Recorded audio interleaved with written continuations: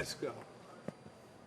All right, it is now time for your call of the day. Apple shares. They are the biggest drag on the Dow today. This after a price target cut by Goldman Sachs.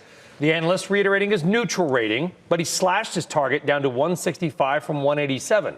That is now one of the lowest on the street, and it's calling for more than 20% downside from current levels. Now, guys, this is a wonky call. The whole first couple paragraphs of the call is about how Apple TV is being priced and that it shifts revenue from hardware to services on the balance sheet. So it's kind of a wonky accounting-based call, but either way, the market doesn't. The stock's down 2.5%. It's an interesting call because most investors really don't understand the call because, to your point, it is about it's an accounting. It's about primer. accounting. It's not about content or anything related. So it's really something that you have to understand. Listen, I think the performance today in Apple is a little bit discouraging from a technical perspective. It's got a gap. It's showing a breakdown. There could be further downside pressure.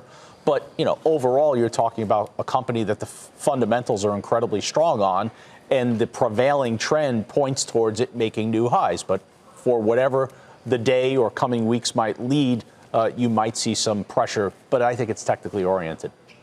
I thought that this was, an ease, not a straight-out downgrade as far as, even though they dropped the price from 187, so they missed that pretty bad because we were 220 when they downgraded to 165.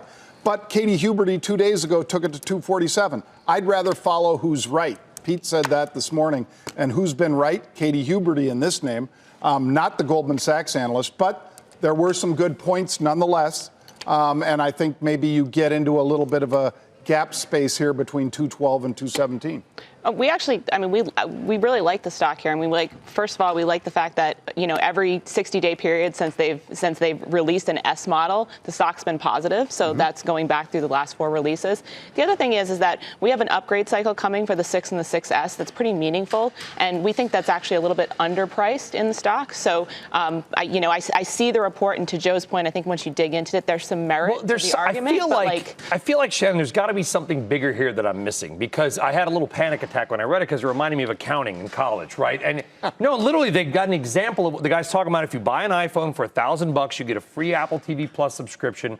That's a $60 value effectively, because $5 a month for Apple TV over 12 months, and they're going to shift that $60 as a discount to the balance sheet and on the services side. And I feel like, Joe, as I read this, the analyst is trying to tell us something, that Apple is making a more seismic shift in the way it accounts than we think, but it's also going to reduce the selling price of that iPhone by 60 in a sense, because where that discount is applied. Yeah, I think the analyst did a great job in just basically confusing everyone. To your point, I think what I just said was probably the most confusing thing certainly, by the way, it ever been said on CNBC this week, to be honest with you. But you have to have it's almost over. Bro. You have to have an accounting degree, and you have to understand. Look, what I'm trying to prepare the viewers for is that for the first time, you might see a technically driven narrative surrounding Apple, and it might be one that points for a little bit of selling pressure, but I don't think it takes away from an overall very strong fundamental story on Apple. Just be prepared to know that there might be some pressure based on near-term chart.